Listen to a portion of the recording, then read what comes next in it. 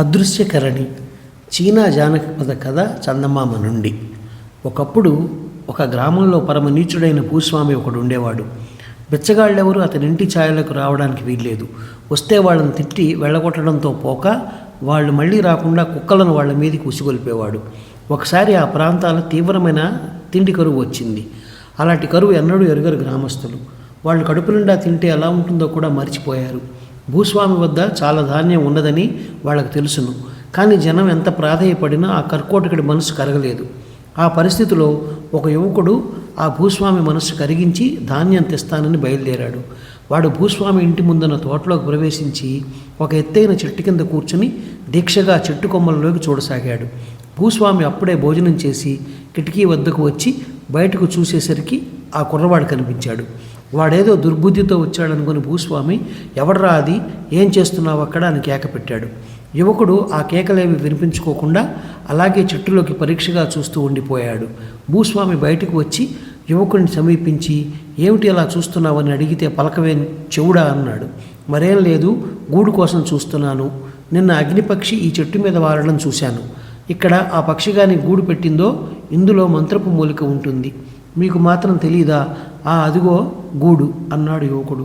మంత్రపు మూలిక ఏమిటా మంత్రం అని భూస్వామి అడిగాడు. అదొక అపూర్వమైన మూలిక, 1000 ఏళ్లకు ఒకసారి పూస్తుంది. ఆ పూత కాయ అవడానికి మరో 1000 ఏళ్ళు పడుతుంది. కానీ దాని చిన్న రెమ్మలో కూడా అద్భుత శక్తి ఉంటుంది అన్నాడు యువకుడు. ఏమిటి దానికి ఉండే అద్భుత శక్తి? ఆ మాట చెప్పవేమన్నాడు భూస్వామి చిరాకుగా. ఒకటేమిటంటే, దాని చిన్న కాడ తలలో పెట్టుకున్నా మనం అదృశ్యమైపోతాం, మనని ఎవరూ చూడలేరు, అప్పుడు మనం ఏది పడితే అది చేయొచ్చు.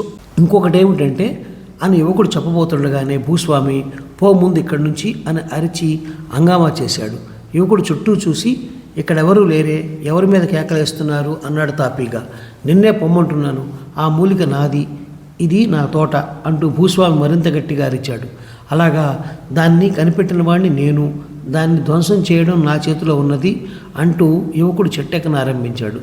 ఆగు, ఒక్క క్షణం ఉండు, నీకు 50 బంగారు కాసులు ఇస్తాను అన్నాడు భూస్వామి. క్షమించాలి, దాన్ని అంత చౌకగా అమ్మలేను అన్నాడు యువకుడు. భూస్వామి బేరానికి దిగాడు. నాకు డబ్బు అవసరం లేదు, 50 బస్తాల ధాన్యం ఇప్పిస్తే ఆ మూలికను మీకు వదిలేస్తాను అన్నాడు యువకుడు. భూస్వామి బలవంతాన ఒప్పుకున్నట్టు ఒప్పుకున్నాడు. యువకుడు ధాన్యం పట్టుకుపోయి దాన్ని గ్రామంలో ఉండే బేదకు బిక్కికి పంచిపెట్టేశాడు. ఈ లోపల భూస్వామి తన నౌకర్ల చేత చెట్టు మీద నుంచి గూడు దింపించి తన భార్య దగ్గరికి పట్టుకుపోయి, ఏం జరిగిందో చెప్పుకో అన్నాడు ఆనందంతో పొంగిపోతూ. నాకేం తెలుస్తుంది, ఎవడి నెత్తినో చేయి పెట్టి ఉంటావు అన్నది భార్య. నువ్వు కనుక్కోలేవులే, ఒక మంత్రపు మూలిక సంపాదించాను, దానితో మనం అంతులేని డబ్బు సంపాదించుకుంటాం అన్నాడు భూస్వామి. అతని భార్య గూడికేసి అనుమానంగా చూస్తూ, ఇదే నా మంత్రపు మూలిక అన్నది. దాని నిండా పుల్లలు గడ్డిపోచలు ఉన్నాయి. ఈ పుల్లలలో మంత్రపు మూలిక ఏదో మనం తెలుసుకోవాలి. నేను ఒక్కొక్కటే నెత్తిన పెట్టుకుంటాను, ఎప్పుడు కనపడకుండా పోతానో నువ్వు చెప్పాలి అన్నాడు భూస్వామి. అతను ఒక్కొక్క పొల్లే ఏరి నెత్తిన పెట్టుకోవడము, నేను కనిపిస్తున్నానా అని అడగడము, అతని భార్య ఆహా కనిపిస్తూనే ఉన్నావు అనడము చాలాసార్లు జరిగింది. చివరకు భార్య విసిగి, నాకేమీ కనిపించడం లేదు, పో అని లేచి వెళ్ళిపోయింది.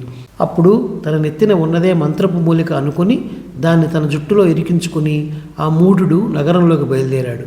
వీధిలో పోతుండగా గుప్పున తినుబండారాల వాసన తగిలింది అతనికి. తన సమీపంలో ఉన్న దుకాణంలో నుంచి 2 అట్లు తీసుకొని ఆవురావున తినేసి ముందుకు సాగాడు. దుకాణదారుకు భూస్వామి తెలుసు. భూస్వామి తొందరగా ఎక్కడికో పోతూ డబ్బులు ఇవ్వలేదని, తిరిగి వచ్చేటప్పుడు ఇస్తాళ్ళమ్మని దుకాణదారు అనుకుని మాట్లాడకుండా ఊరుకున్నాడు. తాను అదృశ్యంగా ఉండడం చేతనే దుకాణదారు డబ్బులు అడగలేదనుకున్నాడు భూస్వామి. అంతటితో అతనికి మరింత ధైర్యం వచ్చింది. మరొక దుకాణంలో ఉండే వర్తకుడు దుకాణం మూసి వెళ్ళబోతూ ఆ రోజు వసూలైన డబ్బంతా తన ముందు పోసుకుని ఎంచి బొత్తులు పెడుతున్నాడు. ఆ డబ్బు చూసేసరికి భూస్వామి కళ్ళు తిరిగిపోయాయి. అతని దగ్గరికి వెళ్ళి చెయ్యి చాచి డబ్బంతా కాజేయబోయాడు. వెంటనే వర్తకుడు భూస్వామి చెయ్యి గట్టిగా పట్టుకుని దొంగ దొంగ అని కేకపెట్టాడు. అన్ని పక్కల నుంచి జనం వచ్చిపడి భూస్వామిని చచ్చేటట్లు తన్నారు. చావు తప్పి కన్నులట్టిపోయినట్లయి భూస్వామి పడుతూ లేస్తూ ఇల్లు చేరుకున్నాడు. ఈ కథ నచ్చినట్లయితే షేర్, లైక్, సబ్స్క్రైబ్ చేసి పక్కనున్న గంట ఐకాన్ని కొట్టండి.